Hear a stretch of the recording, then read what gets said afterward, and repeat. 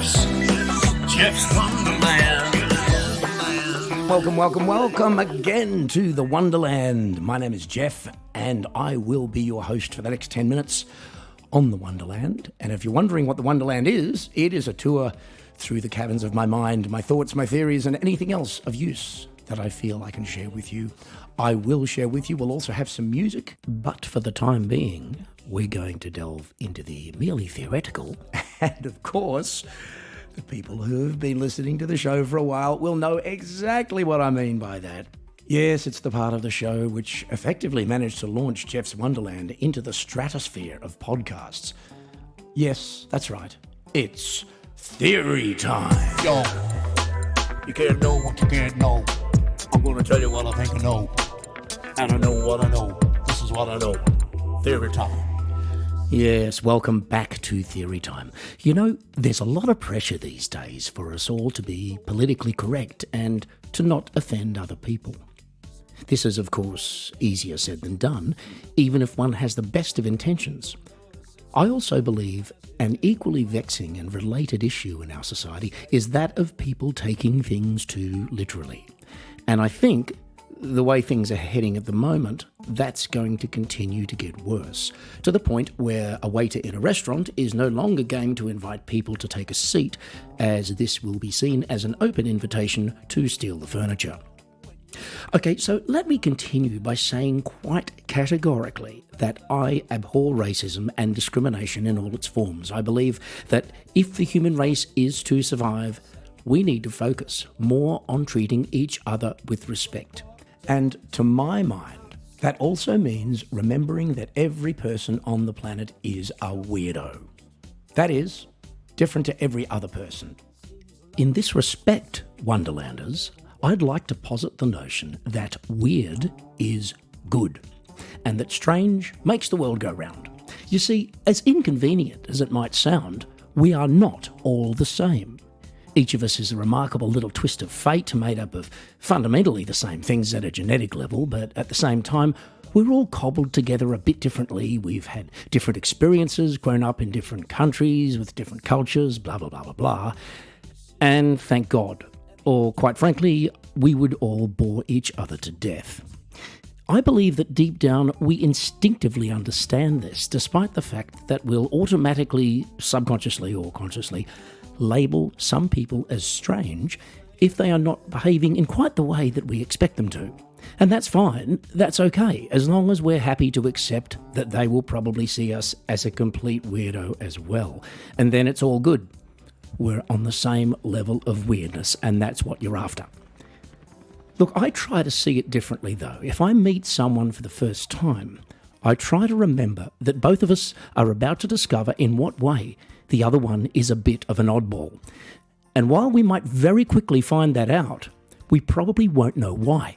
And at that point, I think further investigation is actually a really, really good idea. I suppose my point, ladies and gents, is this. We might think that respect means treating everyone in the same way. Well, no. I think respect is actually finding out how a person wants to be treated and then taking it from there. And given that we're all weirdos, that discovery could be the most interesting thing you've learned for a long time. Look, if there's one thing I've learned from relationships of all kinds, it's this. They're a fantastic opportunity to learn, a great source of life experience, and at the same time, a surefire cure for boredom. Because even the ones that can't be good can at least be interesting. This is what I know. Theory time. Yes, that's it for another Theory Time. And we've reached that part of the show where I showcase one of my own songs from one of my albums. I've made 6, and this is from an album called Canvas of My Memory, which I made back in 2005. The song I want to feature is a little number called 7 Seas. It's a blues song. It's about a guy sitting in a bar, as so many blues songs are, and he notices an old lover over on the other side of the room, and the story goes from there. But without any further ado, ladies and gentlemen, I present to you a tasty snippet with commentary of 7 Seas.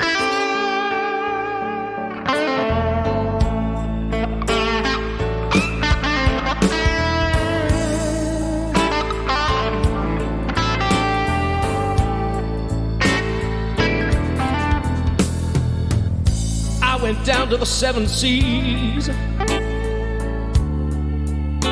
for to find myself a friend. Which is pretty much the reason that anybody goes into a bar, if you ask me. I went down to the 7 seas just to find myself a friend.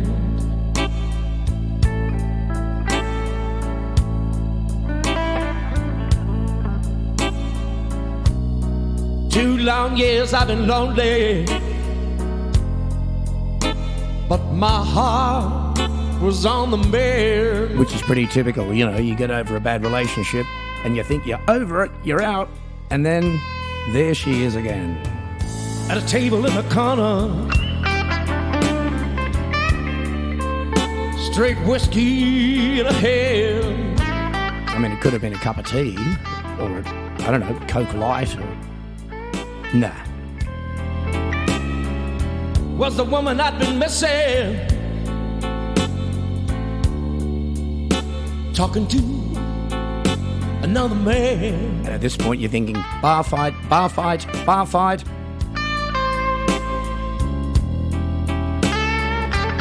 The black eye settled on me. She got right up and took my hand.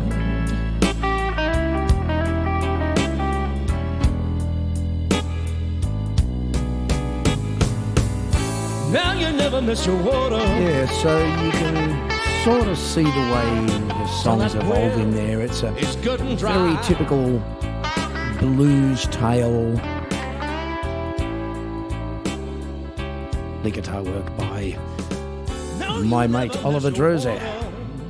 And folks, if you want to hear the rest of that song, and I can't see any reason why you wouldn't, check it out on Spotify or YouTube or Amazon Music or Google Play or Deezer or any of the streaming services out there. They've pretty much all got it. And I hope you enjoy that and the other music that I've made. And if you want to know more about that side of me, go over to my website, which is www.geoffhealy.com. Okay, so we are now moving to the last segment of the show, eagerly awaited.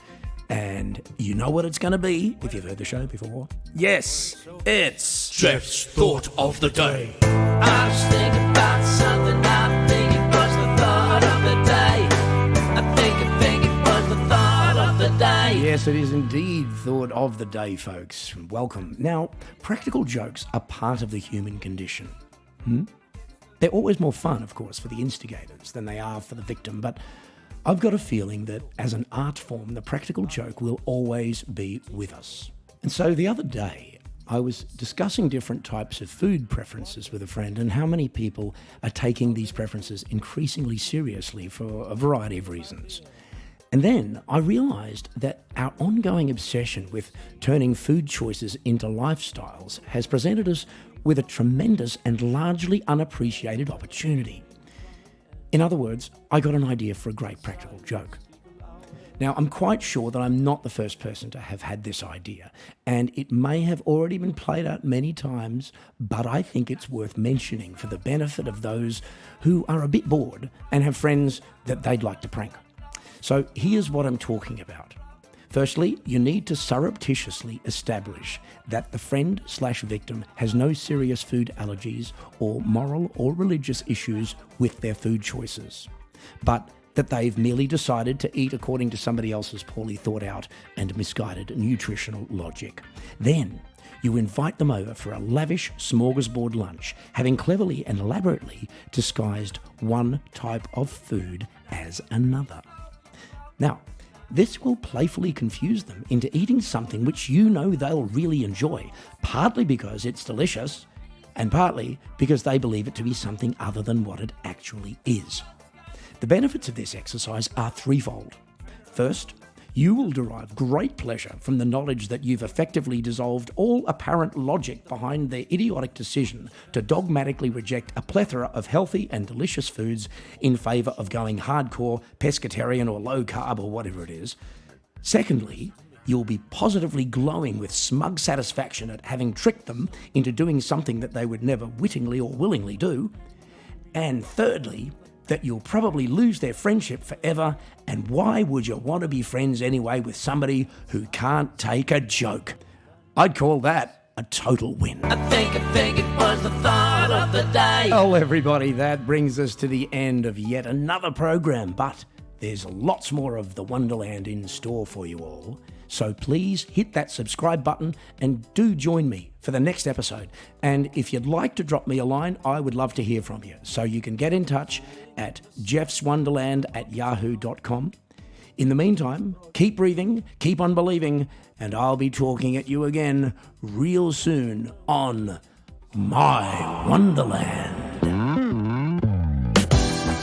Gotta get back to Jeff's Wonderland.